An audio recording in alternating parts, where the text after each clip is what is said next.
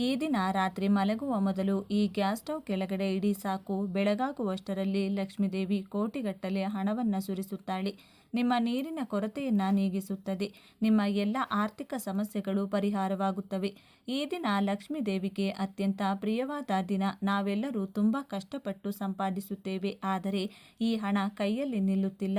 ಅನಗತ್ಯ ಖರ್ಚುಗಳು ಹೆಚ್ಚಾಗುತ್ತಿವೆ. ಮನೆಯಲ್ಲಿ ಯಾವುದೋ ಒಂದು ರೂಪದಲ್ಲಿ ಆರ್ಥಿಕ ತೊಂದರೆಗಳು ಕಾಡುತ್ತಿವೆ ಎಂದು ಅನೇಕರು ಚಿಂತಿಸುತ್ತಾರೆ. ಆದರೆ ನಮ್ಮ ಪುರಾಣಗಳು ಮತ್ತು ಶಾಸ್ತ್ರಗಳ ಪ್ರಕಾರ ನಮ್ಮ ಮನೆಯಲ್ಲಿ ನಮಗೆ ತಿಳಿಯದೆ ನಾವು ಮಾಡುವ ಸಣ್ಣ ಪುಟ್ಟ ತಪ್ಪುಗಳು ಅಥವಾ ನಾವು ಪಾಲಿಸದ ಕೆಲವು ನಿಯಮಗಳಿಂದಲೇ ಈ ದಾರಿದ್ರ್ಯ ನಮ್ಮನ್ನು ಕಾಡುತ್ತದೆ. ಮುಖ್ಯವಾಗಿ ನಮ್ಮ ಅಡುಗೆ ಮನೆ ಲಕ್ಷ್ಮೀದೇವಿ ನೆಲೆಸಿರುವ ಅದ್ಭುತ ಸ್ಥಳ. ಅಡುಗೆ ಮನೆಯಲ್ಲಿರುವ ಗ್ಯಾಸ್ ಸ್ಟವ್ ಕೇವಲ ಅಡುಗೆ ಮಾಡುವ ವಸ್ತುವಲ್ಲ, ಅದು ಸಾಕ್ಷಾತ್ ಅಗ್ನಿದೇವನ ಸ್ವರೂಪ ಮತ್ತು ನಮ್ಮ ಹೊಟ್ಟೆ ತುಂಬಿಸುವ ಅನ್ನಪೂರ್ಣ ದೇವಿಗೆ ವಿಶೇಷವಾದ ಈ ಗ್ಯಾಸ್ ಸ್ಟವ್ ವಿಷಯದಲ್ಲಿ ನಾವು ಎಷ್ಟು ಜಾಗರೂಕರಾಗಿರುತ್ತೇವೆಯೋ ಅಷ್ಟು ಲಕ್ಷ್ಮೀ ಕಟಾಕ್ಷ ನಮ್ಮ ಮೇಲಿರುತ್ತದೆ. ಮುಖ್ಯವಾಗಿ ಈ ದಿನ ರಾತ್ರಿ ಮಲಗುವ ಮೊದಲು ಗ್ಯಾಸ್ ಸ್ಟವ್ ಕೆಳಗೆ ಇದನ್ನು ಇಟ್ಟರೆ ಸಾಕು.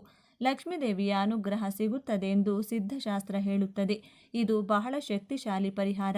ಇದನ್ನು ನೀವು ಶ್ರದ್ಧೆ ಭಕ್ತಿಯಿಂದ ಮಾಡಿದರೆ ಖಂಡಿತವಾಗಿಯೂ ನಿಮ್ಮ ಮನೆಯಲ್ಲಿರುವ ನಕಾರಾತ್ಮಕ ಶಕ್ತಿ ಸಂಪೂರ್ಣವಾಗಿ ಹೋಗಿ ಬೆಳಗಾಗುವಷ್ಟರಲ್ಲಿ ಲಕ್ಷ್ಮೀದೇವಿಯ ಅನುಗ್ರಹ ನಿಮ್ಮ ಮನೆಯ ಮೇಲೆ ಮಳೆಯಂತೆ ಸುರಿಯುತ್ತದೆ. ಹಾಗಾದರೆ ಈ ದಿನ ರಾತ್ರಿ ಗ್ಯಾಸ್ ಸ್ಟವ್ ಕೆಳಗೆ ಏನನ್ನು ಇಡಬೇಕು, ಏನನ್ನು ಇಟ್ಟರೆ ಹಣದ ಸಮಸ್ಯೆಗಳು ದೂರವಾಗಿ ಧನಲಾಭ ಸಿಗುತ್ತದೆ ಎಂಬುದನ್ನು ಈಗ ನಾವು ಈ ವಿಡಿಯೋದಲ್ಲಿ ವಿವರವಾಗಿ ತಿಳಿದುಕೊಳ್ಳೋಣ. ಅಲ್ಲಿ ಸ್ವಲ್ಪ ಇಲ್ಲಿ ಸ್ವಲ್ಪ ನೋಡಿದರೆ ಅರ್ಥವಾಗುವುದಿಲ್ಲ. ಆದ್ದರಿಂದ ಸಂಪೂರ್ಣವಾಗಿ ವಿಡಿಯೋ ನೋಡಿ. ಎಲ್ಲರೂ ಭಕ್ತಿಯಿಂದ ಜೈ ಮಹಾಲಕ್ಷ್ಮಿ ಎಂದು ಕಮೆಂಟ್ ಮಾಡಿ. ಹಾಗೆಯೇ ಈ ವಿಡಿಯೋಗೆ ಲೈಕ್ ಮಾಡಿ. ಇನ್ನು ವಿಡಿಯೋಗೆ ಬಂದರೆ ಪರಿಹಾರ ಮಾಡಲು ನಮಗೆ ಬೇಕಾದ ವಸ್ತುಗಳು ನಮ್ಮ ಮನೆಯಲ್ಲಿ ಸುಲಭವಾಗಿ ಸಿಗುತ್ತವೆ. ಒಂದು ಸಣ್ಣ ತಟ್ಟೆ, ಸ್ವಲ್ಪ ಅರಿಶಿನ ಕುಂಕುಮ, ಒಂದು ದಾಸವಾಳದ ಎಲೆ, ಕೆಲವು ಸಾಸಿವೆ ಮತ್ತು ಒಂದು ಸಣ್ಣ ಬೆಲ್ಲದ ತುಂಡು. ಈ ಎಲ್ಲ ವಸ್ತುಗಳು ಆಧ್ಯಾತ್ಮಿಕವಾಗಿ ಬಹಳ ಶಕ್ತಿಯುತವಾಗಿವೆ. ಈಗ ಪರಿಹಾರವನ್ನು ಹೇಗೆ ಮಾಡಬೇಕೆಂದು ವಿವರವಾಗಿ ಹೇಳ್ತೀನಿ. ಈ ದಿನ ರಾತ್ರಿ ನೀವು ಊಟ ಮುಗಿಸಿ ಅಡುಗೆ ಮನೆಯಲ್ಲಿ ಸ್ವಚ್ಛಗೊಳಿಸಿದ ನಂತರ ಮಲಗುವ ಮೊದಲು ಈ ಕೆಲಸವನ್ನು ಮಾಡಬೇಕು. ಏನೂ ಇಲ್ಲ, ಮೊದಲು ಒಂದು ಸಣ್ಣ ತಟ್ಟೆಯನ್ನು ತೆಗೆದುಕೊಳ್ಳಿ. ಅದರಲ್ಲಿ ನಿಮಗೆ ಬಟ್ಟಲು ತುಂಬ ಉಪ್ಪನ್ನು ತೆಗೆದು ಆ ತಟ್ಟೆಯಲ್ಲಿ ಹಾಕಿ. ಸಮುದ್ರ ಗರ್ಭದಿಂದ ಹುಟ್ಟಿದ ಉಪ್ಪು ಸಾಕ್ಷಾತ್ ಲಕ್ಷ್ಮೀ ಸ್ವರೂಪ ಎಂದು ನಮಗೆಲ್ಲರಿಗೂ ಗೊತ್ತು. ಆದ್ದರಿಂದ ಉಪ್ಪನ್ನು ಎಂದಿಗೂ ಕೆಳಗೆ ಚೆಲ್ಲಬಾರದು, ಕಾಲಿನಿಂದ ತುಳಿಯಬಾರದು ಎಂದು ಹಿರಿಯರು ಹೇಳುತ್ತಿರುತ್ತಾರೆ. ಸಾಕ್ಷಾತ್ ಶ್ರೀ ಮಹಾಲಕ್ಷ್ಮಿಯ ಅವಶ್ಯಕತೆ ಇರುತ್ತದೆ. ಆದ್ದರಿಂದ ಒಂದು ಹಿಡಿ ಉಪ್ಪು ಹಾಕಿ ಎಲೆಯ ಮೇಲೆ ಸ್ವಲ್ಪ ಅರಿಶಿನ ಮತ್ತು ಕುಂಕುಮವನ್ನು ಚಿಮುಕಿಸಿ. ಅರಿಶಿನ ಕುಂಕುಮ ಮಂಗಳಕರವಾದವು. ಅವು ಎಲ್ಲೆಲ್ಲಿ ಇರುತ್ತವೆಯೋ ಅಲ್ಲಿ ಶುಭವಾಗುತ್ತದೆ. ಈಗ ಎಲೆ ಅರಿಶಿನ ಕುಂಕುಮದ ಮೇಲೆ ಒಂದು ದಾಸವಾಳದ ಎಲೆಯನ್ನು ಇಡಿ. ದಾಸವಾಳದ ಹೂವೆಂದರೆ ದೇವಿಗೆ ತುಂಬ ಇಷ್ಟ. ದಾಸವಾಳದ ಎಲೆಗಳಲ್ಲಿಯೂ ಅಷ್ಟೇ ಶಕ್ತಿ ಅಡಗಿರುತ್ತದೆ. ದಾಸವಾಳದ ಎಲೆ ನಮ್ಮ ಕಷ್ಟಗಳನ್ನು ನಿವಾರಿಸುವ ಶಕ್ತಿಯನ್ನು ಹೊಂದಿದೆ. ಹಣವನ್ನು ಆಕರ್ಷಿಸುವ ಶಕ್ತಿ ಇರುವುದರಿಂದ ಈ ಎಲೆಯನ್ನು ಮೇಲಿಟ್ಟ ನಂತರ ಎಲೆಯ ಮೇಲೆ ಕೆಲವು ಸಾಸಿವೆಗಳನ್ನು ಹಾಕಬೇಕು. ಸಾಸಿವೆಗಳು ಮನೆಯಲ್ಲಿರುವ ದುಷ್ಟಶಕ್ತಿಗಳನ್ನು, ನರದೃಷ್ಟಿಗಳನ್ನು ದೂರ ಮಾಡಲು ಅದ್ಭುತವಾಗಿ ಕೆಲಸ ಮಾಡುತ್ತವೆ. ಸಾಸಿವೆಗಳು ಇರುವ ಜಾಗದಲ್ಲಿ ಯಾವುದೇ ಕೆಟ್ಟ ಶಕ್ತಿ ಬರುವುದಿಲ್ಲ. ಸಾಸಿವೆಗಳು ನಮ್ಮ ಕಷ್ಟಗಳನ್ನು ಬಹಳ ಸುಲಭವಾಗಿ ತೆಗೆದುಹಾಕುತ್ತವೆ. ಆದ್ದರಿಂದ ಸಾಸಿವೆಗಳನ್ನು ಹಾಕಿ. ನಂತರ ಆ ಪಕ್ಕದಲ್ಲಿ ಒಂದು ಸಣ್ಣ ಬೆಲ್ಲದ ತುಂಡನ್ನು ಇಡಿ. ಬಲವು ಸಿಹಿಯ ಸಂಕೇತ. ನಮ್ಮ ಜೀವನದಲ್ಲಿಯೂ ಸಿಹಿಯಂತಹ ಸಂತೋಷಗಳು ಬರಬೇಕು ಮತ್ತು ಆನಂದವು ತುಂಬಿ ಹರಿಯಬೇಕೆಂದು ಬಯಸುತ್ತಾ ಈ ಬೆಲ್ಲದ ತುಂಡನ್ನು ಅಲ್ಲಿಡಬೇಕು. ಹೀಗೆ ಸಿದ್ಧಪಡಿಸಿಕೊಂಡ ಆ ಪ್ಲೇಟನ್ನು ನಿಧಾನವಾಗಿ ತೆಗೆದುಕೊಂಡು ಹೋಗಿ ನಿಮ್ಮ ಗ್ಯಾಸ್ ಸ್ಟವ್ ಕೆಳಗೆ, ಅಂದರೆ ಮಧ್ಯದಲ್ಲಿ, ಯಾರಿಗೂ ಕಾಣದಂತೆ ಎಚ್ಚರಿಕೆಯಿಂದ ಇಡಬೇಕು. ಹೀಗೆ ಸ್ಟವ್ ಕೆಳಗೆ ಏಕೆ ಇಡಬೇಕು ಎಂಬ ಸಂದೇಹ ನಿಮಗೆ ಬರಬಹುದು. ನಮ್ಮ ಮನೆಯ ಮುಖ್ಯ ಶಕ್ತಿ ಕೇಂದ್ರ ಅಡುಗೆ ಮನೆ. ಅದರಲ್ಲಿ ಗ್ಯಾಸ್ ಸ್ಟವ್ ಎಂದರೆ ಅಗ್ನಿಹೋತ್ರ. ಎಲ್ಲಿ ಬೆಂಕಿ ಹುರಿಯುತ್ತದೆಯೋ ಅಲ್ಲಿ ದೈವಿಕ ಶಕ್ತಿ ಇರುತ್ತದೆ. ರಾತ್ರಿ ಇಡೀ ಈ ಶಕ್ತಿಶಾಲಿ ವಸ್ತುಗಳಾದ ಉಪ್ಪು, ಅರಿಶಿನ, ಸಾಸಿವೆ, ಬೆಲ್ಲ ಈ ವಸ್ತುಗಳನ್ನು ಗ್ಯಾಸ್ ಸ್ಟವ್ ಕೆಳಗೆ ಇರುವುದರಿಂದ ಆ ಸುತ್ತಮುತ್ತಲಿನ ಎಲ್ಲ ನಕಾರಾತ್ಮಕ ಕ್ಷೇತ್ರಗಳು ದೂರವಾಗುತ್ತೆ. ಉಪ್ಪು ಮನೆಯಲ್ಲಿರುವ ನಕಾರಾತ್ಮಕ ಶಕ್ತಿಯನ್ನು ಹೀರಿಕೊಳ್ಳುತ್ತದೆ. ಸಾಸಿವೆ ದೃಷ್ಟಿಯನ್ನು ಹೋಗುತ್ತದೆ. ಮರುದಿನ ಬೆಳಿಗ್ಗೆ ಏಳುವ ಹೊತ್ತಿಗೆ ನಿಮ್ಮ ಅಡುಗೆ ಮನೆಯನ್ನು ಸಕಾರಾತ್ಮಕ ಶಕ್ತಿಯಿಂದ ತುಂಬಿರುತ್ತದೆ. ಹಣವನ್ನು ಆಕರ್ಷಿಸಲು ಇದು ಬಹಳಷ್ಟು ಸಹಾಯ ಮಾಡುತ್ತದೆ. ಮರುದಿನ ಬೆಳಿಗ್ಗೆ ಎದ್ದ ತಕ್ಷಣ ಸ್ನಾನ ಮಾಡಿ ಆ ತಟ್ಟೆಯನ್ನು ತೆಗೆದು ಅದರಲ್ಲಿರುವ ವಸ್ತುಗಳನ್ನು ಯಾವುದಾದರೂ ಮರದ ಬುಡದಲ್ಲಿಯೋ ಅಥವಾ ಹರಿಯುವ ನೀರಿನಲ್ಲಿಯೋ ಹಾಕಬಹುದು. ಈ ದಿನಗಳಲ್ಲಿ ಅನೇಕ ಜನರು ರಾತ್ರಿ ಅಡುಗೆ ಮುಗಿದ ತಕ್ಷಣ ಆ ಪಾತ್ರೆಗಳು, ಬಾಣಲೆಗಳು ಎಲ್ಲವನ್ನ ಸ್ಟವ್ ಮೇಲೆ ಹಾಗೆಯೇ ಬಿಟ್ಟು ಸ್ಟವ್ ಒರೆಸದೆ ಮಲಗುತ್ತಾರೆ. ಇದು ಬಹಳ ದೊಡ್ಡ ತಪ್ಪು. ಹೀಗೆ ಮಾಡೋದ್ರಿಂದ ಲಕ್ಷ್ಮೀ ದೇವಿಗೆ ಕೋಪ ಬರುತ್ತದೆ. ಎಣ್ಣೆ ಕಲೆಗಳಿಂದ ತುಂಬಿದ ಗ್ಯಾಸ್ ಸ್ಟವ್ ಅನ್ನು ಹಾಗೆ ಬಿಡುವುದು ದಾರಿದ್ರ್ಯವನ್ನು ಆಹ್ವಾನಿಸಿದಂತೆ. ಗ್ಯಾಸ್ ಸ್ಟವ್ ಲಕ್ಷ್ಮೀ ದೇವಿಯ ಸ್ವರೂಪವಾಗಿರುವುದರಿಂದ ರಾತ್ರಿ ಮಲಗುವ ಮೊದಲು ಅದನ್ನು ಸ್ವಚ್ಛವಾಗಿ ಒರೆಸಬೇಕು. ಸ್ಟವ್ ಮೇಲೆ ಯಾವುದೇ ಪಾತ್ರೆಗಳನ್ನು ಇಡದೆ ಖಾಲಿಯಾಗಿ ಇಡಬೇಕು. ಕೆಲವರು ಗ್ಯಾಸ್ ಸ್ಟವ್ ಮೇಲೆ ಅನಗತ್ಯ ವಸ್ತುಗಳನ್ನಿಡುತ್ತಾರೆ. ಔಷಧಿ ಬಾಟಲಿಗಳಂಥ ವಸ್ತುಗಳನ್ನು ಇಡುತ್ತಾರೆ. ಅದು ಒಳ್ಳೆಯದಲ್ಲ. ಗ್ಯಾಸ್ ಸ್ಟವ್ ಯಾವಾಗಲೂ ಹೊಳೆಯುತ್ತಿರಬೇಕು. ಆಗ ಮಾತ್ರ ನಿಮ್ಮ ಜೀವನವು ಹೊಳೆಯುತ್ತದೆ. ಮುಖ್ಯವಾಗಿ ಬರ್ನರ್ಗಳನ್ನು ಸಹ ಆಗಾಗ ಸ್ವಚ್ಛಗೊಳಿಸುತ್ತಿರಬೇಕು. ವಾಸ್ತುಶಾಸ್ತ್ರದ ಪ್ರಕಾರ ಅಡುಗೆ ಸರಿಯಾಗಿ ಆಗದಿದ್ದರೆ ಅದು ಮನೆಯಲ್ಲಿ ಜಗಳಗಳಿಗೆ ಮತ್ತು ಆರ್ಥಿಕ ತೊಂದರೆಗಳಿಗೆ ಕಾರಣವಾಗುತ್ತದೆ. ಇನ್ನು ಬೆಳಿಗ್ಗೆ ನೀವು ಮಾಡಬೇಕಾದ ಮತ್ತೊಂದು ಪ್ರಮುಖ ಕೆಲಸದ ಬಗ್ಗೆ ಮಾತನಾಡೋಣ. ಬೆಳಗ್ಗೆ ಎದ್ದ ತಕ್ಷಣ ಸ್ನಾನ ಮಾಡಿ ಅಡುಗೆ ಮನೆಗೆ ಹೋಗಿ ಗ್ಯಾಸ್ ಸ್ಟವ್ಗೆ ನಮಸ್ಕರಿಸಬೇಕು. ಅಡುಗೆ ಪ್ರಾರಂಭಿಸುವ ಮೊದಲು ಸ್ಟವ್ ಮೇಲೆ ಸ್ವಲ್ಪ ನೀರು ಚಿಮುಕಿಸಿ ಅಥವಾ ಸ್ವಲ್ಪ ಸ್ಟವ್ವನ್ನು ಒರೆಸಿ. ಸಾಧ್ಯವಾದರೆ ಸ್ಟವ್ನ 2 ಬದಿಗಳಲ್ಲಿ ಸಣ್ಣ ರಂಗೋಲಿ ಹಾಕಿ ನಂತರ ಸ್ಟವ್ ಹಚ್ಚಿ. ಮೊದಲ ಬಾರಿಗೆ ಚಹಾ ಮಾಡದೆ ಹಾಲು ಉಕ್ಕಿಸುವುದನ್ನು ಅಭ್ಯಾಸ ಮಾಡಿಕೊಳ್ಳಿ. ಒಂದು ಸಣ್ಣ ಪಾತ್ರೆಯಲ್ಲಿ ಹಾಲು ಹಾಕಿ ಅದು ಉಕ್ಕಿ ಕೆಳಗೆ ಬೀಳುವಂತೆ ಕಾಯಿಸಿ. ಹಾಲು ಉಕ್ಕುವುದು ಸಮೃದ್ಧಿಯ ಸಂಕೇತ. ಹಾಗೆಯೇ ಹಾಲು ಉಕ್ಕಿ ಪಾತ್ರೆಯಿಂದ ಹೊರಬರುವಂತೆ ನಮ್ಮ ಮನೆಯಲ್ಲಿ ಸಂಪತ್ತು ಮತ್ತು ಸಂತೋಷವು ಉಕ್ಕಿ ಹರಿಯುತ್ತದೆ ಎಂದು ಇದರ ಅರ್ಥ. ಹಾಲು ಉಕ್ಕುತ್ತಿರುವಾಗ ನಿಮ್ಮ ಇಷ್ಟ ದೇವರನ್ನು ಅಥವಾ ಲಕ್ಷ್ಮೀ ದೇವಿಯನ್ನು ಮನಸ್ಸಿನಲ್ಲಿ ನೆನೆದು ನಮ್ಮ ಮನೆ ಯಾವಾಗಲೂ ಹಾಗೆಯೇ ಸಿರಿ ಸಂಪತ್ತುಗಳಿಂದ ತುಂಬಿರಲಿ ಎಂದು ಪ್ರಾರ್ಥಿಸಿ. ಆ ಉಕ್ಕಿ ಹರಿಯುವ ಹಾಲಿಗೆ ಸ್ವಲ್ಪ ಸಕ್ಕರೆ ಹಾಕಿ ನಿಧಾನವಾಗಿ ಮನೆಯವರೆಲ್ಲರೂ ಹಾಲು ಕುಡಿದರೆ ತುಂಬ ಒಳ್ಳೆಯದು. ಈ ದಿನ ಗ್ಯಾಸ್ ಸ್ಟವನ್ನು ಪೂಜಿಸುವುದು ಎಂದರೆ ಸಾಕ್ಷಾತ್ ಆ ಮಹಾಲಕ್ಷ್ಮಿಯನ್ನು ಪೂಜಿಸುವುದು. ಏಕೆಂದರೆ ಮಹಿಳೆಯರು ತಮ್ಮ ಜೀವನದ ಹೆಚ್ಚಿನ ಭಾಗವನ್ನು ಅಡುಗೆ ಮನೆಯಲ್ಲಿ ಕಳೆಯುತ್ತಾರೆ. ಅಡುಗೆ ಮಾಡುವಾಗ ಕಿರಿಕಿರಿಗೊಳ್ಳದೆ, ಕೋಪಗೊಳ್ಳದೆ, ಶಾಂತ ಮನಸ್ಸಿನಿಂದ ಅಡುಗೆ ಮಾಡಿದರೆ ಆಹಾರವು ಅಮೋಘವಾಗಿ ಬದಲಾಗುತ್ತದೆ. ಅದೇ ಜಗಳ ಆಡುತ್ತಾ ಅಥವಾ ಬೈಯುತ್ತಾ ಅಡುಗೆ ಮಾಡಿದರೆ ಆಹಾರ ವಿಷವಾಗಿ ಬದಲಾಗಿ ತಿನ್ನಲು ಅನಾರೋಗ್ಯ ಮತ್ತು ಮನಸ್ತಾಪಗಳು ಬರುತ್ತವೆ. ಆದ್ದರಿಂದ ಗ್ಯಾಸ್ ಸ್ಟವನ್ನು ಕೇವಲ ಯಂತ್ರದಂತೆ ನೋಡಬೇಡಿ, ಅದನ್ನು ದೇವತೆಯಂತೆಯೂ ಭಾವಿಸಿ. ನಾವು ಹೇಳಿದ ಈ ಉಪ್ಪು, ಮಂದಾರ ಎಲೆ ಪರಿಹಾರವು ತುಂಬ ಚಿಕ್ಕದಾಗಿರಬಹುದು, ಆದರೆ ಇದರ ಹಿಂದಿರುವ ಅರ್ಥವು ತುಂಬ ದೊಡ್ಡದು. ನಮ್ಮ ಪೂರ್ವಜರು ಏನೇ ಹೇಳಿದರೂ ಅದರಲ್ಲಿ ಒಂದು ವೈಜ್ಞಾನಿಕ ಮತ್ತು ಆಧ್ಯಾತ್ಮಿಕತೆ ಇರುತ್ತದೆ. ರಾತ್ರಿ ಪರಿಹಾರ ಮಾಡುವುದರಿಂದ ಬೆಳಿಗ್ಗೆ ಮನೆ ಪಾಸಿಟಿವ್ ವೈಬ್ರೇಷನ್ನಿಂದ ತುಂಬಿರುತ್ತದೆ. ಯಾವಾಗ ಮನೆ ಶಾಂತವಾಗಿ, ಸ್ವಚ್ಛವಾಗಿ, ಸುಗಂಧದಿಂದ ಕೂಡಿರುತ್ತದೆಯೋ ಅಲ್ಲಿ ಲಕ್ಷ್ಮೀ ದೇವಿ ನೆಲೆಸುತ್ತಾಳೆ. ಕೋಟಿಗಳನ್ನು ಸಂಪಾದಿಸುವುದು ಮುಖ್ಯವಲ್ಲ, ಸಂಪಾದಿಸಿದ ಹಣದಲ್ಲಿ ಸ್ವಲ್ಪವಾದರೂ ಉಳಿಸುವುದು ಮತ್ತು ಅದನ್ನು ಒಳ್ಳೆಯ ಕಾರ್ಯಗಳಿಗೆ ಬಳಸುವುದು ಮುಖ್ಯ. ಇದಕ್ಕೆ ಸಣ್ಣ ಸಣ್ಣ ಸಲಹೆಗಳು ಬಹಳಷ್ಟು ಸಹಾಯ ಮಾಡುತ್ತವೆ. ಆದ್ದರಿಂದ ನಾಳೆ ರಾತ್ರಿ ಪರಿಹಾರ ಮಾಡಿ ನೋಡಿ. ಒಂದು ತಟ್ಟೆಯಲ್ಲಿ ಉಪ್ಪು, ಅರಿಶಿನ, ಕುಂಕುಮ, ದಾಸವಾಳದ ಎಲೆ, ಸಾಸಿವೆ, ಬೆಲ್ಲವನ್ನು ಇಟ್ಟು ಗ್ಯಾಸ್ ಸ್ಟವ್ ಕೆಳಗೆ ಇಡಿ. ನಿಮ್ಮ ಕಷ್ಟಗಳು ಸಾಸಿವೆ ಸಿಡಿದಂತೆ ಮಾಯವಾಗುತ್ತವೆ. ನಿಮ್ಮ ಜೀವನದಲ್ಲಿ ಬೆಲ್ಲದಂತಹ ಸಿಹಿ ಸಿಗುತ್ತದೆ. ಲಕ್ಷ್ಮೀ ದೇವಿಯ ಅನುಗ್ರಹದಿಂದ ನಿಮ್ಮ ಆರ್ಥಿಕ ತೊಂದರೆಗಳು ದೂರವಾಗಿ ಧನಲಾಭವಾಗುತ್ತದೆ. ನಂಬಿಕೆಯಿಂದ ಮಾಡಿ, ಶುಭ ಫಲಿತಾಂಶಗಳನ್ನು ಪಡೆಯಿರಿ. ಇನ್ನು ನಾವು ಈಗ ಹೇಳುವ ಒಂದು ಸಣ್ಣ ಪರಿಹಾರವನ್ನು ಮಾಡಿದರೆ ನಿಮಗಿರುವ ಎಲ್ಲ ರೀತಿಯ ಸಮಸ್ಯೆಗಳು ದೂರವಾಗಿ ಅಪಾರವಾದ ಸಂತೋಷ ಸಿಗುತ್ತದೆ. ಜ್ಯೋತಿಷ್ಯ ತಜ್ಞರು ಏನಾಗಬಹುದು ಎಂದು ಹೇಳುತ್ತಾರೆ. ಆ ಪರಿಹಾರ ಏನು? ಈ ಪರಿಹಾರಕ್ಕೆ 21 ಏಲಕ್ಕಿ, 1 ಬಿಳಿ ಬಟ್ಟೆ ಬೇಕು. ಪ್ರಮುಖ ವಿಷಯವೇನೆಂದರೆ ಈ ಪರಿಹಾರವನ್ನು ಸ್ನಾನ ಮಾಡಿದ ನಂತರ ಮಾತ್ರ ಮಾಡಬೇಕು. ಅಂದರೆ ಸ್ನಾನ ಮಾಡಿದ ನಂತರ ಗಂಟೆಗಳ ಒಳಗೆ ಈ ಪರಿಹಾರವನ್ನು ಮಾಡಬೇಕು. ಈ ಒಂದು ವಿಷಯವನ್ನು ನೆನಪಿನಲ್ಲಿಡಿ. ಏನು ಮಾಡಬೇಕು ಎಂದು ಈಗ ನಾವು ತಿಳಿದುಕೊಳ್ಳೋಣ.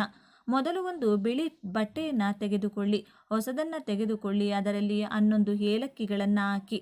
ಏಲಕ್ಕಿಗಳನ್ನು ಗಂಟು ಕಟ್ಟಿ ಈ ಗಂಟನ್ನು ಪೂಜಾ ಕೋಣೆಯಲ್ಲಿ ಅಥವಾ ದೇವರ ಫೋಟೋಗಳ ಹತ್ತಿರ ಇಡಿ. ನಂತರ ಸಾಂಬ್ರಾಣಿ ಹಚ್ಚಿ ಧೂಪವನ್ನು ತೋರಿಸಿ ನಿಮ್ಮ ಮನಸ್ಸಿನಲ್ಲಿರುವ ಹಣಕ್ಕೆ ಸಂಬಂಧಿಸಿದ ಆಸೆಗಳನ್ನು ಹೇಳಿಕೊಳ್ಳಿ. ಹಾಗೆ ಹೇಳಿದ ನಂತರ ಈ ಗಂಟುಗಳನ್ನು ತೆಗೆದು ನಿಮ್ಮ ಮನೆಯ ಮುಖ್ಯ ದ್ವಾರದ ಮೇಲ್ಭಾಗಕ್ಕೆ ಕಟ್ಟಿ. ಹಾಗೆ ಕಟ್ಟಿದ ನಂತರ ಇನ್ನೊಂದು 10 ಏಲಕ್ಕಿಗಳನ್ನು ತೆಗೆದುಕೊಂಡು ಸಣ್ಣ ಬಟ್ಟಲಿನಲ್ಲಿ ಹಾಕಿ 1/2 ಗ್ಲಾಸು ನೀರು ಹಾಕಿ. ಆ ನೀರನ್ನು ಚೆನ್ನಾಗಿ ಕುದಿಸಿ, ಅಂದರೆ ಅರ್ಧ ಗ್ಲಾಸ್ ನೀರು 2 ಚಮಚ ನೀರಾಗುವವರೆಗೂ ಚೆನ್ನಾಗಿ ಕುದಿಸಿ. ಹಾಗೆ ಕುದಿಸಿದ ನಂತರ ನೀರಿನಿಂದ ಎಲೆಗಳನ್ನು ತೆಗೆದು ಆ ನೀರನ್ನು ಬೇರ್ಪಡಿಸಿ. ಈ ನೀರು ತಣ್ಣಗಾದ ನಂತರ ಈ ನೀರನ್ನು ಬಾಗಿಲ ಮೇಲೆ ಕಟ್ಟಿದ ಗಂಟು ಮೇಲೆ ಚಿಮುಕಿಸಿ 2 ಚಮಚ ನೀರು ಬರುವವರೆಗೂ ಕುದಿಸುತ್ತೀರಿ ಅಲ್ಲವೇ? ಆ ನೀರನ್ನು ಬಾಗಿಲ ಮೇಲೆ ಚಿಮುಕಿಸಿ ಹೀಗೆ ಮಾಡಿದರೆ ಖಂಡಿತವಾಗಿಯೂ ನಿಮ್ಮ ಮನೆಯಲ್ಲಿರುವ ಹಣದ ಸಮಸ್ಯೆಗಳು ನಿವಾರಣೆಯಾಗುತ್ತವೆ. ನೀವು ಬಯಸಿದ ಆಸೆ ಈಡೇರುತ್ತದೆ. ಲಕ್ಷ್ಮೀದೇವಿ ನಿಮ್ಮ ಮನೆಯಲ್ಲಿ ನೆಲೆಸುತ್ತಾಳೆ. 4 ದಿಕ್ಕುಗಳಿಂದಲೂ ಹಣ ಆಕರ್ಷಿತವಾಗುತ್ತದೆ. 4 ದಿಕ್ಕುಗಳಿಂದಲೂ ಹಣ ಬರುತ್ತದೆ. ಹಣ ಸಂಪಾದನೆ ಹೆಚ್ಚಾಗುತ್ತದೆ. ಆರ್ಥಿಕ ಸಮಸ್ಯೆಗಳು ನಿವಾರಣೆಯಾಗುತ್ತವೆ. ಅದೃಷ್ಟ ನಿಮ್ಮನ್ನು ಒಲಿಸಿಕೊಳ್ಳುತ್ತದೆ. ಏಲಕ್ಕಿ ಗಂಟನ್ನು ಬಾಗಿಲ ಮೇಲೆ ಕಟ್ಟಿ ಅದರ ಮೇಲೆ ಏಲಕ್ಕಿ ನೀರನ್ನು ಚಿಮುಕಿಸುವುದರಿಂದ ಲಕ್ಷ್ಮಿ ಅನುಗ್ರಹ ಪ್ರಾಪ್ತವಾಗುತ್ತದೆ. ನಿಮ್ಮ ಮನೆಯಲ್ಲಿ ಸಕಾರಾತ್ಮಕ ಶಕ್ತಿ ನೆಲೆಸುತ್ತದೆ. ಹಣ ಬರುತ್ತಲೇ ಇರುತ್ತದೆ. ಹಣವು ಚೆನ್ನಾಗಿ ವೃದ್ಧಿಯಾಗುತ್ತದೆ. ಆದ್ದರಿಂದ ನೀವು ಸಹ ಈ ಪರಿಹಾರವನ್ನು ಮಾಡಿ ಶುಭ ಫಲಿತಾಂಶಗಳನ್ನು ಪಡೆಯಿರಿ. ಈ ಒಂದು ವಿಶೇಷ ಮಾಹಿತಿ ನಿಮಗೆ ಇಷ್ಟವಾದರೆ ತಪ್ಪದೆ ಜೈ ಸುಬ್ರಹ್ಮಣ್ಯ ಸ್ವಾಮಿ, ಜೈ ಲಕ್ಷ್ಮೀ ನರಸಿಂಹಸ್ವಾಮಿ ಅಂತ ಬರೆದು ಈ ವಿಡಿಯೋವನ್ನು ಎಲ್ಲರಿಗೂ ಶೇರ್ ಮಾಡಿ. ಮುಂದಿನ ಬಾರಿ ಮತ್ತೊಂದು ವಿಶೇಷ ದೈವ ಮಾಹಿತಿಯೊಂದಿಗೆ ಚಾನೆಲ್ ಮೂಲಕ ಭೇಟಿಯಾಗೋಣ. ಕೇವಲ ಒಂದೇ ಒಂದು ನಿಂಬೆ ಹಣ್ಣಿನಿಂದ ಯಾರಿಗೂ ತಿಳಿಯದ ಹಾಗೆ ರಹಸ್ಯವಾಗಿ ಹೀಗೆ ಮಾಡಿದರೆ ಸಾಕು, ನಿಮ್ಮ ಜೀವನದಲ್ಲಿರುವ ಎಲ್ಲ ರೀತಿಯ ಸಮಸ್ಯೆಗಳಿಂದ ನೀವು ಸುಲಭವಾಗಿ ಹೊರಬರಬಹುದು. ಹೌದು, ಈ ನಿಂಬೆ ಹಣ್ಣಿನ ಪರಿಹಾರ ಅಷ್ಟೊಂದು ಶಕ್ತಿಶಾಲಿಯಾಗಿದೆ. ಒಂದು ರಹಸ್ಯ ತಾಂತ್ರಿಕ ಪರಿಹಾರ. ನಿಂಬೆ ಹಣ್ಣಿನಿಂದ ಈ ರೀತಿ ಮಾಡೋದ್ರಿಂದ ನಿಮಗಿರುವ ಸಾಲದ ಬಾಧೆ, ಆರ್ಥಿಕ ಸಮಸ್ಯೆಗಳು ಹಾಗೂ ಮುಖ್ಯವಾಗಿ ಶತ್ರುಗಳ ಕಾಟ, ಹೀಗೆ ನಿಮ್ಮನ್ನು ಕಾಡುತ್ತಿರುವ ಪ್ರತಿಯೊಂದು ಸಮಸ್ಯೆಯಿಂದಲೂ ಕೇವಲ 2 ನಿಮಿಷಗಳಲ್ಲಿ ಮುಕ್ತಿ ಪಡೆಯಬಹುದು. ಅಷ್ಟೊಂದು ಪವರ್ಫುಲ್ ಆಗಿರುವ ರಹಸ್ಯ ತಾಂತ್ರಿಕ ಪರಿಹಾರ ಇದಾಗಿದೆ. ಹಾಗೆ ಈ ವಿಡಿಯೋ ನೋಡುವ ಮುನ್ನ ಕಮೆಂಟ್ ಸೆಕ್ಷನ್ನಲ್ಲಿ ಜೈ ಭಜರಂಗಬಲಿ ಅಂತ ಕಮೆಂಟ್ ಮಾಡಿ. ಹಾಗೆ ವಿಡಿಯೋಗೆ ಒಂದು ಲೈಕ್ ಮಾಡಿ ನಮ್ಮ ಚಾನೆಲ್ನ ಸಬ್ಸ್ಕ್ರೈಬ್ ಮಾಡ್ಕೊಳ್ಳಿ. ಇಲ್ಲಿ ನಾವು ತಾಂತ್ರಿಕ ಪರಿಹಾರ ಅಂತ ಯಾಕೆ ಹೇಳ್ತಾ ಇದ್ದೀವಿ ಅಂದರೆ, ತಾಂತ್ರಿಕ ಪರಿಹಾರ ಅಂದಮೇಲೆ ನಾವು ಯಾವ ಕೆಲಸಕ್ಕಾಗಿ ಅಥವಾ ಯಾವ ಉದ್ದೇಶಕ್ಕಾಗಿ ಈ ಪರಿಹಾರವನ್ನು ಮಾಡ್ತೀವೋ ಆ ಕೆಲಸ ಖಂಡಿತವಾಗಿಯೂ ನಡೆದೇ ತೀರುತ್ತದೆ. ಅಂದರೆ ಪರಿಹಾರ ಮಾಡಿದ ಮೇಲೆ ಕೆಲಸ ಆಗುತ್ತೋ ಇಲ್ವೋ ಅಂತ ನಾವು ಯೋಚನೆ ಮಾಡಬೇಕಾದ ಅಗತ್ಯ ಇರುವುದಿಲ್ಲ. ತಕ್ಷಣವೇ ಫಲಿತಾಂಶ ಕೊಡುವ ಇಂತಹ ಪರಿಹಾರಗಳನ್ನೇ ತಾಂತ್ರಿಕ ಪರಿಹಾರಗಳು ಅನ್ನುತ್ತಾರೆ. ಇವು ತುಂಬ ಪವರ್ಫುಲ್ ಆಗಿರುತ್ತವೆ. ಇನ್ನು ಇದನ್ನು ರಹಸ್ಯವಾಗಿ ಮಾಡಬೇಕು ಅಂತ ಯಾಕೆ ಹೇಳ್ತಾ ಇದ್ದೀವಿ ಅಂದರೆ, ಈ ಪರಿಹಾರದ ಬಗ್ಗೆ ನೀವು ಯಾರಿಗೂ ಹೇಳಬಾರದು. ಬೇರೆಯವರಿಗೆ ವಿಷಯ ತಿಳಿಸಿ ಮಾಡಿದರೆ ನಿಮಗೆ ಯಾವುದೇ ರೀತಿಯ ಪ್ರಯೋಜನ ಸಿಗುವುದಿಲ್ಲ. ಇದನ್ನು ಚೆನ್ನಾಗಿ ನೆನಪಿಟ್ಟುಕೊಳ್ಳಿ. ನಿಂಬೆಹಣ್ಣು ಎಷ್ಟು ಶಕ್ತಿಶಾಲಿಯಾದದ್ದು ಎಂಬುದು ನಿಮ್ಮೆಲ್ಲರಿಗೂ ಗೊತ್ತಿರುವ ವಿಷಯವೇ. ಮನುಷ್ಯನ ಹಣೆ ಬರಹವನ್ನೇ ಬದಲಾಯಿಸುವ ಶಕ್ತಿ ಒಂದೇ ಒಂದು ಲಿಂಬೆಹಣ್ಣಿಗೆ ಇರುತ್ತದೆ. ಆದರೆ ಈ ಪರಿಹಾರಕ್ಕೆ ನಮಗೆ ಮುಖ್ಯವಾಗಿ ಬೇಕಾಗಿರುವುದು ಚೆನ್ನಾಗಿ ಹಸಿರಾಗಿರುವ ಒಂದು ಲಿಂಬೆಹಣ್ಣು ಮತ್ತು ಒಂದು ಕಬ್ಬಿಣದ ಮೊಳೆ. ಕೆಲವೊಮ್ಮೆ ನಮ್ಮ ಯಾವುದೇ ತಪ್ಪಿಲ್ಲದಿದ್ದರೂ ನಮಗೆ ಶತ್ರುಗಳ ಕಾಟ ತುಂಬ ಜಾಸ್ತಿ ಇರುತ್ತದೆ. ಶತ್ರುಗಳು ಅಂದರೆ ಕೇವಲ ಹೊರಗಿನವರು ಮಾತ್ರ ಅಂದುಕೊಳ್ಬೇಡಿ. ನಮ್ಮ ಸ್ವಂತ ಮನೆಯಲ್ಲಿರಲಿ, ನಮ್ಮವರು ಅಂದುಕೊಳ್ಳುವ ಸಂಬಂಧಿಕರಲ್ಲಿ ಹಾಗೂ ರಕ್ತ ಸಂಬಂಧಿಗಳಲ್ಲಿಯೇ ನಮಗೆ ಶತ್ರುಗಳು ಹುಟ್ಟಿಕೊಳ್ತಾರೆ. ನಾವು ಎಷ್ಟೇ ಕಷ್ಟಪಟ್ಟರೂ ನಮ್ಮ ಬೆಳವಣಿಗೆಯನ್ನು ಅವರಿಗೆ ಸಹಿಸಲು ಆಗುವುದಿಲ್ಲ. ನಾವು ಎಷ್ಟೇ ಸಂಕಷ್ಟದಲ್ಲಿದ್ದರೂ ಅವರಿಗೆ ನಾವು ತುಂಬ ವೈಭೋಗದಿಂದ ಸುಖವಾಗಿದ್ದೀವಿ ಅನ್ನೋ ಥರನೇ ಕಾಣಿಸ್ತಾ ಇರುತ್ತೆ. ಮುಖದ ಮುಂದೆ ಒಂಥರ, ಬೆನ್ನ ಹಿಂದೆ ಇನ್ನೊಂದು ಥರ ವರ್ತಿಸುತ್ತಾರೆ. ನಮ್ಮ ಎದುರಿಗೆ ಒಂದು ಮಾತನಾಡಿದರೆ ನಾವು ಹಿಂದೆ ತಿರುಗಿದ ತಕ್ಷಣ ಇನ್ನೊಂದು ಥರ ಮಾತನಾಡ್ತಾರೆ. ಮುಖ್ಯವಾಗಿ ಒಡ ಹುಟ್ಟಿದವರು ಅಥವಾ ನಮ್ಮ ಹತ್ತಿರದ ಸಂಬಂಧಿಕರಲ್ಲಿ ಇಂತಹ ಶತ್ರುಗಳು ಹೆಚ್ಚಾಗಿರುತ್ತಾರೆ.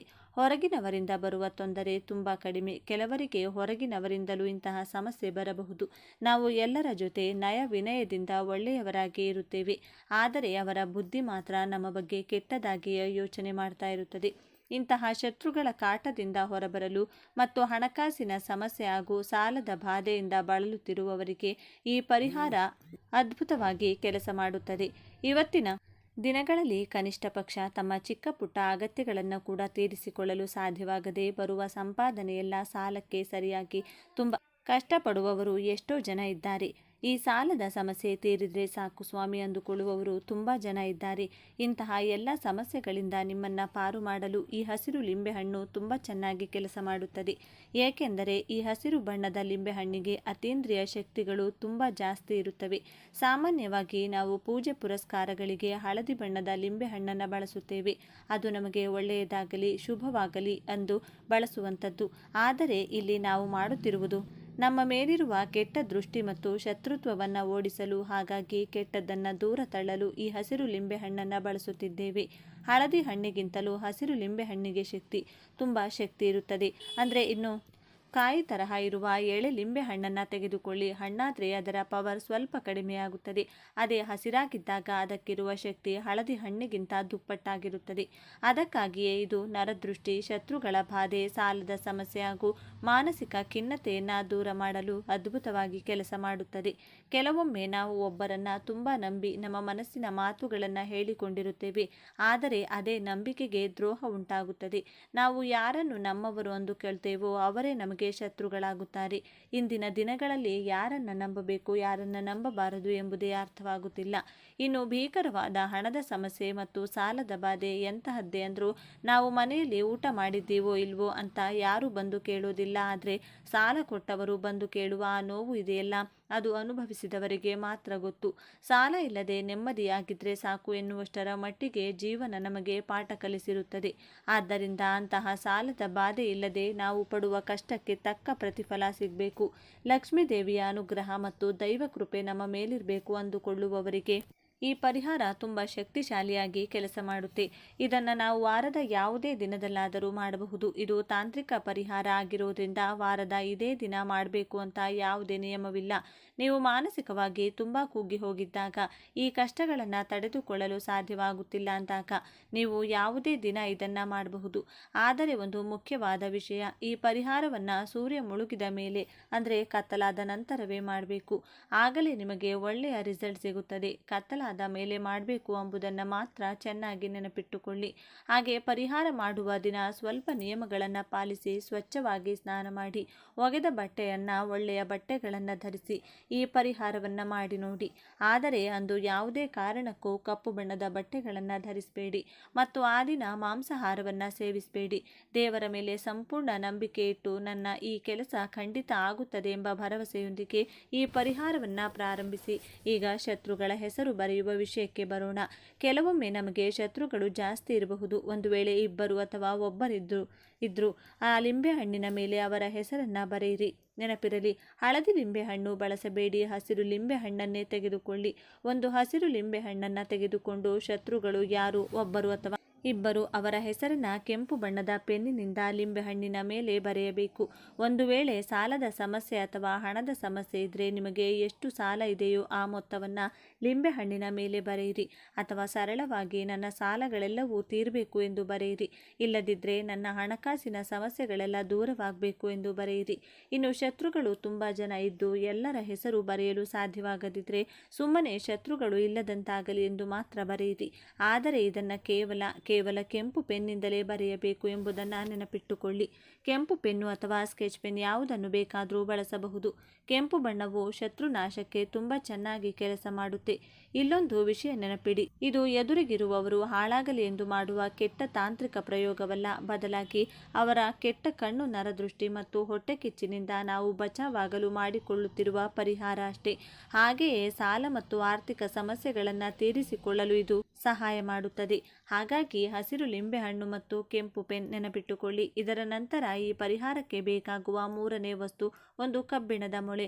ಆ ಮೊಳೆಯಿಂದ ಈ ಲಿಂಬೆಹಣ್ಣಿನ ಮಧ್ಯಕ್ಕೆ ಗಟ್ಟಿಯಾಗಿ ಚುಚ್ಚಿ. ನೀವು ಮೊಳೆಯನ್ನು ಚುಚ್ಚಿದಾಗ ಲಿಂಬೆಹಣ್ಣಿನ ರಸ ಹೊರಗೆ ಬಂದು ನೀವು ಬರೆದ ಹೆಸರುಗಳು ಅಥವಾ ಸಮಸ್ಯೆ ಅಳಿಸಿ ಹೋದರೆ ಪರವಾಗಿಲ್ಲ, ಅದರ ಬಗ್ಗೆ ಚಿಂತೆ ಮಾಡಬೇಡಿ. ಏಕೆಂದರೆ ನಾವು ಈಗಾಗಲೇ ಹೆಸರನ್ನು ಬರೆದಿರೋದ್ರಿಂದ ನಂತರ ಅದು ಅಳಿಸಿ ಹೋದರೂ ತೊಂದರೆ ಇಲ್ಲ.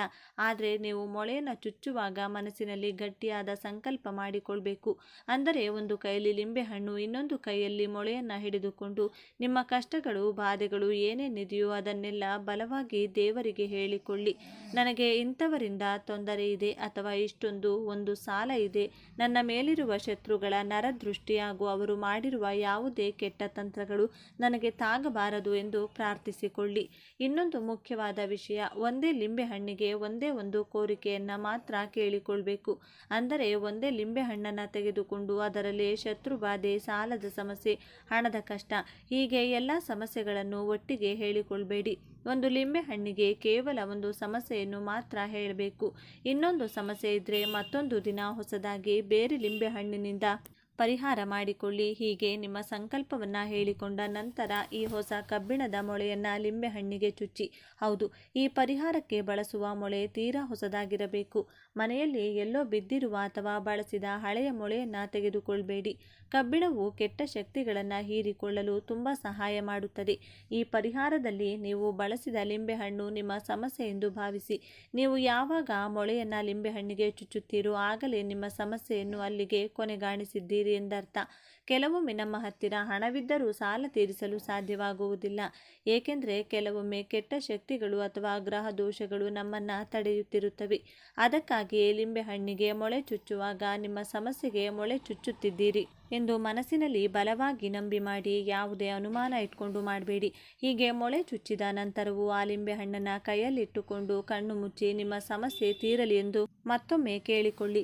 ನಂತರ ಆ ಲಿಂಬೆಹಣ್ಣನ್ನು ತೆಗೆದುಕೊಂಡು ನಿಮ್ಮ ಮನೆಯಿಂದ ಹೊರಗೆ ಹೋಗಿ ಯಾರೂ ಓಡಾಡದ ಜಾಗದಲ್ಲಿ ಅಥವಾ ಯಾವುದಾದರೂ ಮರದ ಕೆಳಗೆ ಒಂದು ಸಣ್ಣ ಸಣ್ಣ ಗುಂಡಿ ತೆಗೆದು ಆ ಲಿಂಬೆಹಣ್ಣನ್ನು ಅದರೊಳಗೆ ಇಟ್ಟು ಮಣ್ಣು ಮುಚ್ಚಿಬಿಡಿ. ಚೆನ್ನಾಗಿ ನೆನಪಿಟ್ಟುಕೊಳ್ಳಿ, ಈ ಪರಿಹಾರ ಮಾಡುವಾಗ ನಿಮ್ಮ ಮನೆಯವರಾಗಲಿ ಅಥವಾ ಹೊರಗಿನವರಾಗಲಿ ಯಾರು ಕೂಡ ನಿಮ್ಮನ್ನು ನೋಡಬಾರದು. ಅಂದರೆ ಪರಿಹಾರ ಮಾಡುವುದು ನೋಡಬಾರ್ದು. ಅಂದರೆ ನೀವು ಪರಿಹಾರ ಮಾಡಲು ಕುಳಿತಾಗಿನಿಂದ ಹಿಡಿದು ಲಿಂಬೆಹಣ್ಣನ್ನು ಮಣ್ಣಿನಲ್ಲಿ ಹೂತಾಕುವವರೆಗೂ ಯಾರ ಕಣ್ಣಿಗೂ ಈ ಪರಿಹಾರ ಕಾಣಿಸಬಾರದು. ಈ ಬಗ್ಗೆ ಯಾರಿಗೂ ಹೇಳಬೇಡಿ. ಆ ನಿಂಬೆಹಣ್ಣನ್ನು ಯಾರೂ ತುಳಿಯಬಾರದು. ಹಾಗಾಗಿ ಸ್ವಲ್ಪ ಆಳವಾಗಿ ಗುಂಡಿ ತೆಗೆದು ಅದರೊಳಗೆ ಮಣ್ಣು ಮುಚ್ಚಿ ಬನ್ನಿ. ಯಾರೂ ಓಡಾಡದ ನಿರ್ಜನ ಪ್ರದೇಶದಲ್ಲಿ ಇದನ್ನು ಹೂತಾಕುವುದು ತುಂಬ ಒಳ್ಳೆಯದು. ಈ ಪರಿಹಾರವನ್ನು ಮುಗಿಸಿದ ನಂತರ ದಾರಿಯಲ್ಲಿ ಯಾರೊಂದಿಗೂ ಮಾತನಾಡದೆ ನೇರವಾಗಿ ಮನೆಗೆ ಹಿಂದಿರುಗಿ ಬನ್ನಿ. ಮನೆಯ ಒಳಗೆ ಬರುವ ಮುನ್ನ ಹೊರಗಡೆಯೇ ಕೈಕಾಲುಗಳನ್ನು ಸ್ವಚ್ಛವಾಗಿ ತೊಳೆದುಕೊಂಡು ನಂತರವೇ ಮನೆಯೊಳಗೆ ಪ್ರವೇಶಿಸಿ. ಒಂದು ವೇಳೆ ನಿಮ್ಮ ಮನೆಯ ಹೊರಗೆ ಕೈಕಾಲು ತೊಳೆಯುವ ಸೌಲಭ್ಯ ಇಲ್ಲದಿದ್ದರೆ ನೀವು ಪರಿಹಾರಕ್ಕೆ ಹೋಗುವ ಮುನ್ನವೇ ಒಂದು ದೊಡ್ಡ ಪಾತ್ರೆಯಲ್ಲಿ ನೀರನ್ನು ಮನೆಯ ಹೊರಗೆ ಇಟ್ಟು ಹೋಗಿ. ಪರಿಹಾರ ಮುಗಿಸಿ ಬಂದಾಗ ಆ ನೀರಿನಲ್ಲಿ ಕೈಕಾಲು ತೊಳೆದುಕೊಂಡು ಒಳಗೆ ಹೋಗಿ. ಏಕೆಂದರೆ ನೀವು ಈ ಪರಿಹಾರವನ್ನು ಕತ್ತಲಾದ ಮೇಲೆ ಯಾರೂ ಇಲ್ಲದ ನಿರ್ಜನ ಪ್ರದೇಶದಲ್ಲಿ ಒಂಟಿಯಾಗಿ ಮಾಡಿ ಬರೋದ್ರಿಂದ ಯಾವುದೇ ದುಷ್ಟಶಕ್ತಿಗಳು ನಿಮ್ಮ ಬೆನ್ನ ಹಿಂದೆ ಬರದೇ ಇರಲಿ ಎಂದು ಹೀಗೆ ಮಾಡಲಾಗುತ್ತದೆ. ಮನೆಗೆ ಬಂದ ನಂತರ ಮತ್ತೊಮ್ಮೆ ಕೈಕಾಲು ಮುಖವನ್ನು ಚೆನ್ನಾಗಿ ತೊಳೆದುಕೊಂಡು ನೀವು ಹಾಕಿಕೊಂಡಿರುವ ಬಟ್ಟೆಗಳನ್ನು ಬಿಚ್ಚಿ ಬೇರೆ ಬಟ್ಟೆಗಳನ್ನು ಬದಲಾಯಿಸಿಕೊಳ್ಳಿ. ಆಮೇಲೆ ಎಂದಿನಂತೆ ನಿಮ್ಮ ಕೆಲಸಗಳನ್ನು ಮಾಡಿಕೊಳ್ಳಿ. ಈ ಕೆಲಸ ಮುಗಿದ ಮೇಲೂ ಇದರ ಬಗ್ಗೆ ಮನೆಯವರ ಬಳಿ ಚರ್ಚೆ ಮಾಡಬೇಡಿ. ಒಂದೇ ಒಂದು ಬಾರಿ ಈ ಪರಿಹಾರವನ್ನು ನಂಬಿಕೆಯಿಂದ ಮಾಡಿ ನೋಡಿ. ನಿಮಗೆ ಅತಿ ಶೀಘ್ರದಲ್ಲೇ ರಿಸಲ್ಟ್ ಕಾಣಿಸುತ್ತದೆ. ಕೆಲವೊಮ್ಮೆ ನಿಮ್ಮ ಶತ್ರುಗಳಿಗೆ ನಿಮ್ಮ ಮೇಲೆ ಬೇಸರ ಬಂದು ನಿಮಗೆ ತೊಂದರೆ ಕೊಡುವುದನ್ನು ನಿಲ್ಲಿಸಿ ಬಿಡುತ್ತಾರೆ. ಇನ್ನು ಕೆಲವೊಮ್ಮೆ ಆ ಶತ್ರುಗಳೇ ನಿಮ್ಮ ಮೇಲೆ ಕರುಣೆ ತೋರಿಸಿ ತಮಗೆ ಅರಿವಿಲ್ಲದಂತೆಯೇ ಸಹಾಯ ಮಾಡುತ್ತಾರೆ ಅಥವಾ ನಿಮ್ಮ ಸ್ನೇಹಿತರಾಗಿ ಬದಲಾಗುತ್ತಾರೆ.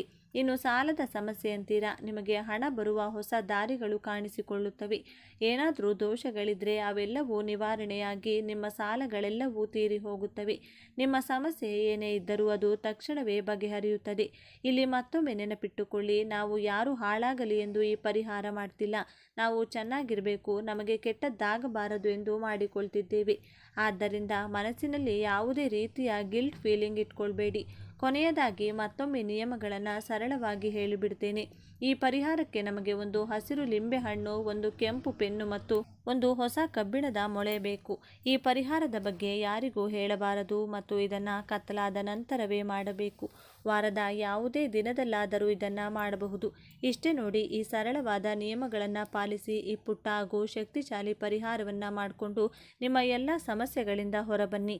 ಈ ವಿಡಿಯೋ ಇಷ್ಟವಾಗಿದ್ದರೆ ಲೈಕ್ ಮಾಡಿ, ಶೇರ್ ಮಾಡಿ, ನಮ್ಮ ಚಾನೆಲ್ನ ಸಬ್ಸ್ಕ್ರೈಬ್ ಮಾಡಿಕೊಂಡು ಬೆಲ್ ಐಕಾನನ್ನು ಕ್ಲಿಕ್ ಮಾಡಿ. ಧನ್ಯವಾದಗಳು.